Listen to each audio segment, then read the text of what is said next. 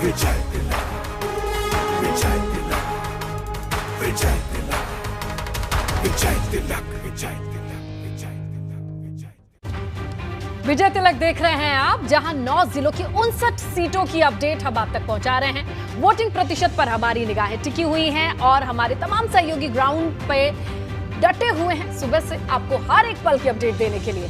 इसके अलावा हम आपको ये भी बताते चलें कि अखिलेश यादव कल से मुलाकात के बाद भाजपा सांसद रीता बहुगुणा जोशी के बेटे मयंक जोशी ने कहा कि अखिलेश से उन्होंने शिष्टाचार मुलाकात की थी। मयंक ने क्या कहा, क्या बातें हुई, जरा सुनिए।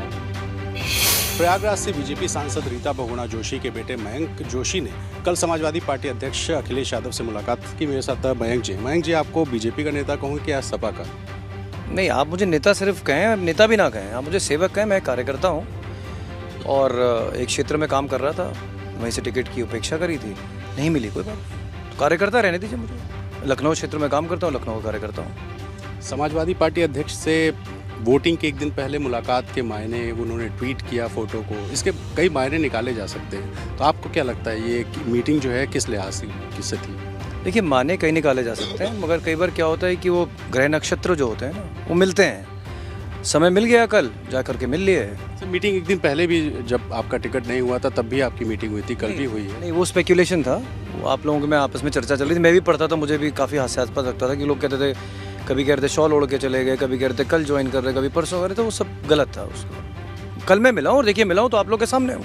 तो बीजेपी के ही रहेंगे आप या फिर समाजवादी पार्टी से अटैचमेंट आपका बड़ा है? देखिए, भविष्य के गर्भ में क्या मैं आज नहीं कह सकता, मगर मैं ये कह सकता हूँ उन्होंने मुझे समय दिया, मैं उनसे मुलाकात करके आया हूँ। 5 साल आपने कैंट से तैयारी करी और आपको टिकट मिला नहीं, नाराज तो जाहिर तौर पे होंगे, तो लेकिन क्या बीजेपी के लिए प्रचार करने निकले आप? 5 नहीं, मैं 13 वर्ष मेहनत करी है कैंट में। मैं 2009 में आया था यहाँ से अपनी नौकरी छोड़ के, लोकसभा का चुनाव लड़ाने अपनी माँ को। तब से लेकर के 2022 आ गई, तो 13 वर्ष हो गए मुझे लखनऊ में, और लखनऊ में एक ही क्षेत्र में।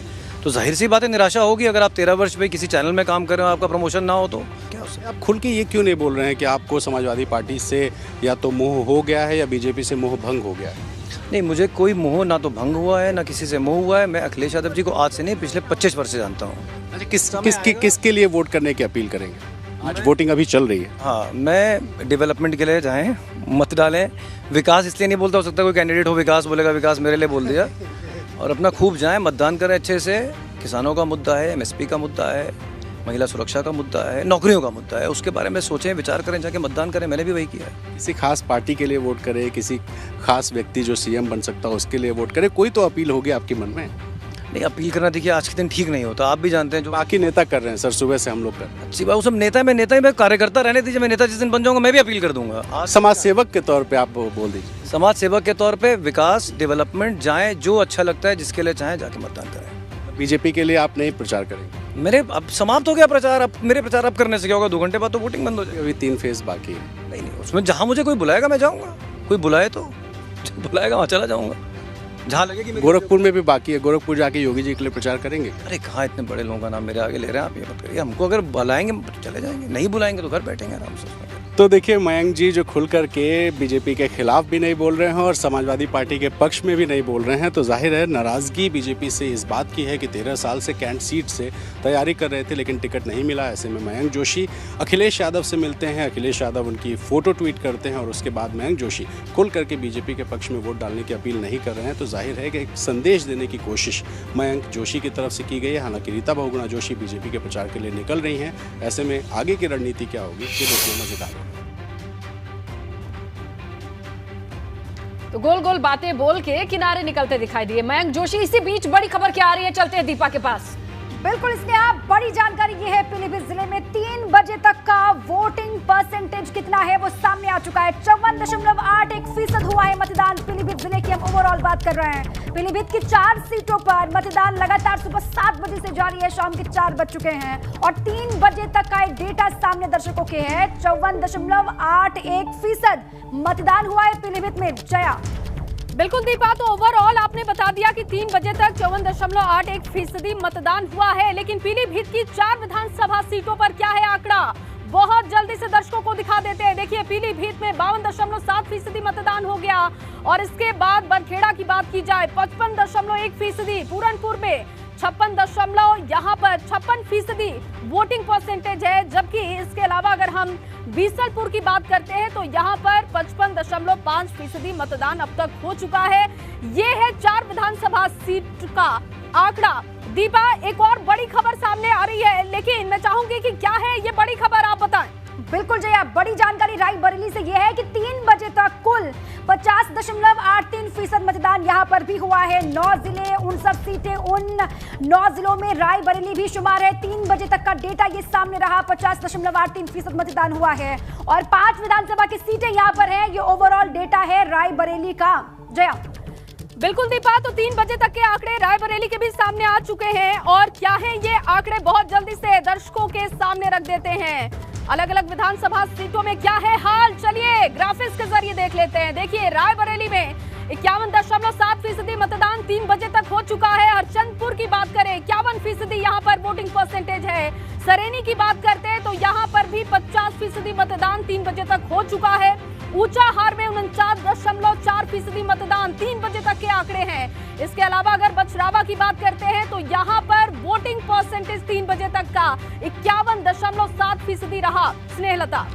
बिल्कुल जया, तो आपने वोटिंग प्रतिशत बताया, लेकिन ये भी जान लीजिए कि किस तरीके से सियासी सरगर्मी लगातार बढ़ी हुई है। रायबरेली की ऊंचाहार सीट है और यहाँ से सपा प्रत्याशी पूर्व मंत्री मनोज पांडे ने भाजपा पर बड़ा आरोप लगाया है। वो कहते हैं भाजपा के लोग वोटर्स को डरा रहे हैं, धमका रहे हैं, लेकिन जीत सपा की ही होगी। रायबरेली में भी आज मतदान हो रहा है और हमारे साथ हैं ऊंचाहार सीट से विधायक और पूर्व मंत्री मनोज पांडे जी। मनोज जी, किस तरीके से मतदान चल रहा है? बहुत अच्छा मतदान चल रहा है। थोड़ा सा प्रतिशत सुबह कम था, लेकिन मैं समझता हूँ कि अब प्रतिशत भी बढ़ा है और साइकिल भी बहुत तेज चल रही है। तरह की संभावनाएं अपने लिए आप देख? संभावनाएं ऊंचाहार की जनता ने खुद निर्णय ले लिया है। ऊंचाहार में चुनाव ऊंचाहार के बेटे बनाम छत्तीसगढ़ है। एक आयातित अमरपाल मौर्य यहाँ पे भाजपा का कैंडिडेट, उनको बहुत ढूंढे मुश्किल से मिला है, वही चुनाव लड़ रहा है। प्रचंड बहुमत से हारेगा वो।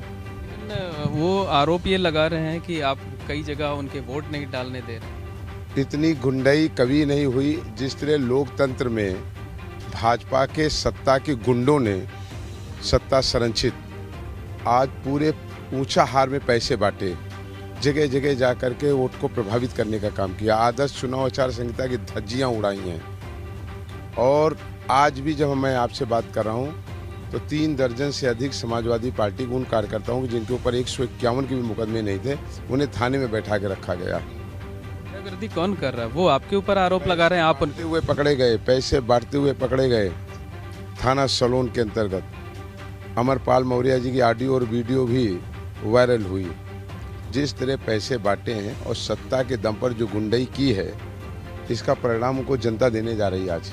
समाज भाजपा के लोगों का ये कहना है कि आपको मदद के लिए स्वामी प्रसाद मौर्य तक को कुशीनगर से यहाँ पर नहीं, कोई नहीं आया यहाँ पे राष्ट्रीय अध्यक्ष अखिलेश यादव आए हैं बस। वोट डालने के लिए आज स्वामी प्रसाद मौर्य जी आए हैं ना? मैं नहीं जानता, मेरी जानकारी में नहीं है। आपकी जानकारी नहीं। तो ये थे मनोज पांडे जो ये दावा कर रहे हैं कि ऊंचाहार में भारतीय जनता पार्टी सत्ता का दुरुपयोग कर रही है, लेकिन इसके बावजूद वो चुनाव जरूर जीतेंगे। कैमरामैन रोहित श्रीवास्तव के साथ मोहम्मद मोइन, एबीपी गंगा, ऊंचाहार, रायबरेली।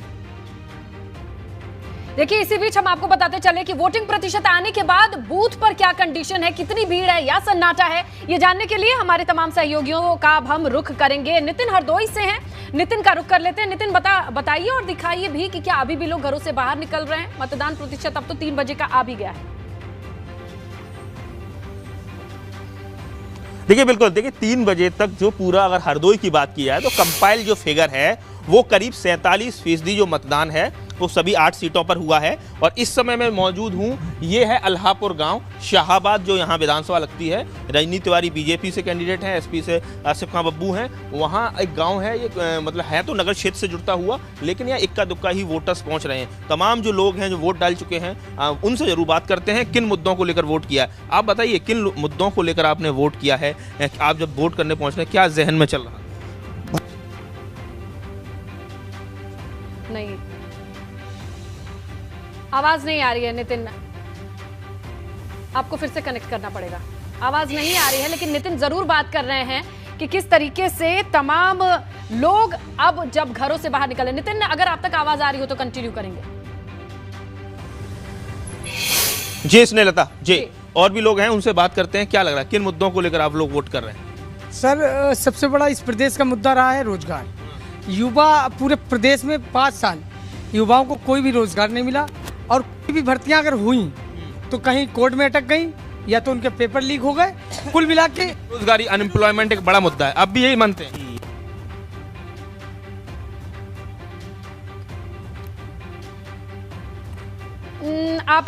आपके माइक में कुछ इशू है नितिन, क्योंकि आपकी आवाज आ रही है लेकिन जब आप लोगों से बात कर रहे हैं तो ठीक नहीं आ रही है। इसे ठीक कराइएगा, आप ठीक कराइए। इस बीच हम सनुज का रुख कर लेते हैं। सनुज हैं पीलीभीत में, और सनुज आपसे भी जानना चाहेंगे कि अब मतदान प्रतिशत आ गया है, ओवरऑल कितना मतदान है और क्या अभी भी भीड़ दिखाई दे रही है? तस्वीरें दिखाइए।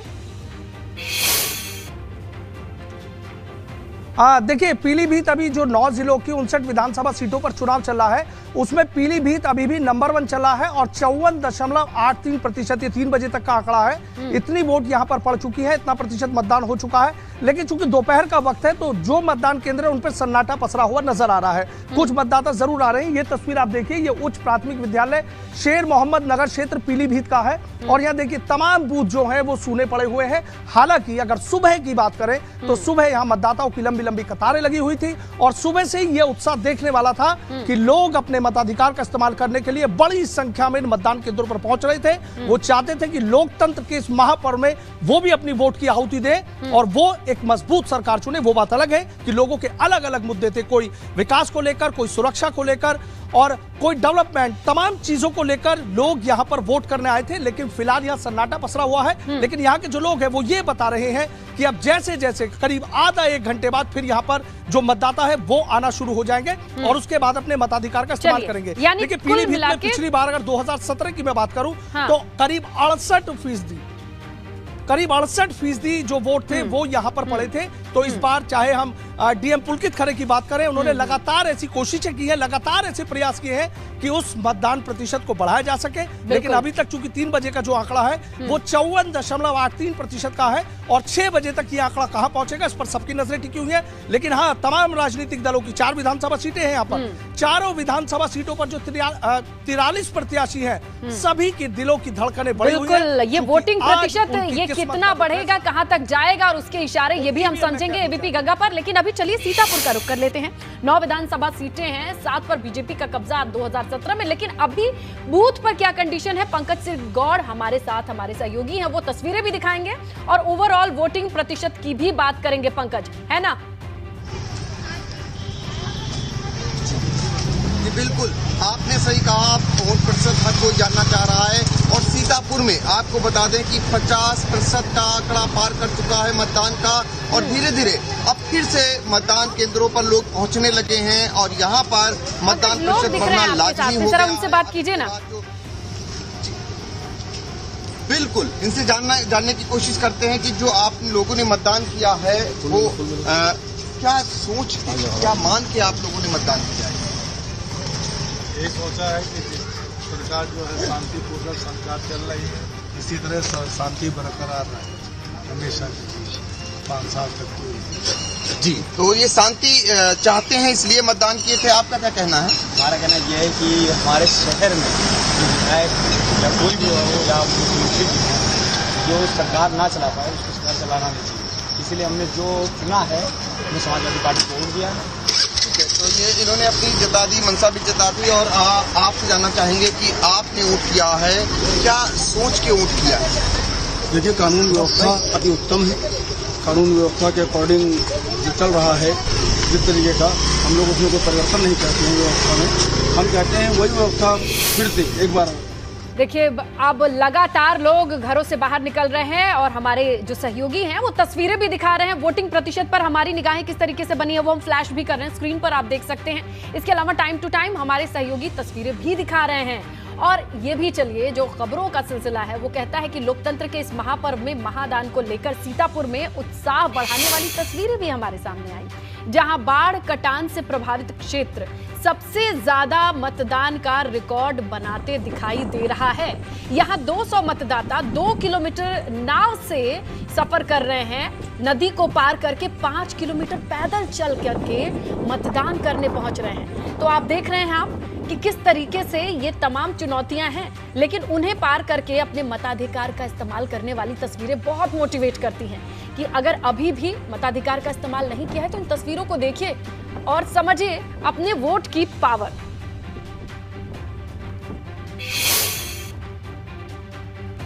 तो इन 9 जिलों पर किस तरीके से वोटिंग हो रही है, कहां कैसा माहौल है, कितनी हलचल है, इस पर निगाहें हम बनाए हुए हैं। हमारे तमाम सहयोगी हमारे साथ बने हुए। इतना वोट हो चुका है, वोटिंग प्रतिशत आपके सामने स्क्रीन पर है। अगर आपने वोट कर दिया है तो अपनी सेल्फी भी भेज सकते हैं। और कहां चल रही है कांटे की टक्कर, ये भी आपके सामने लगातार हम बताते चल रहे हैं। तो 9 जिलों की 59 सीट की जो कंडीशन है वो आपको एबीपी गंगा पर पल पल बताते चलेंगे। इसी बीच लखनऊ का अगर जिक्र आता है तो कांग्रेस की पोस्टर गर्ल रही वंदना सिंह ने वोट किया। वंदना सिंह ने कहा कि कांग्रेस कहीं रेस में है ही नहीं, उनके अपने प्रत्याशी ही चुनाव को लेकर सीरियस नहीं है, तो वोटर कैसे होगा। वंदना ने दावा किया कि एक बार फिर भाजपा सरकार बनने जा रही है। कभी कांग्रेस की पोस्टर गर्ल रही, उनके शक्ति विधान के फ्रंट पेज पर जगह पाने वाली और बाद में भाजपा में आने वाली वंदना सिंह ने भी आज अपना वोट डाला है और इस समय हमारे साथ में मौजूद है। बात करेंगे वंदना से। वंदना, पहले कांग्रेस के घोषणा पत्र पर आप नजर आए, बाद में भाजपा का दामन थाम लिया, आज वोट कर दिया है। क्या मुद्दे थे जिन्हें ध्यान में रखकर वोटिंग? महिला सुरक्षा है सबसे पहले तो, लॉ एंड ऑर्डर और गरीबों के लिए जो भाजपा ने किया है उन चीज़ों को ध्यान में रखते हुए मैंने आज भाजपा के लिए वोट किया है।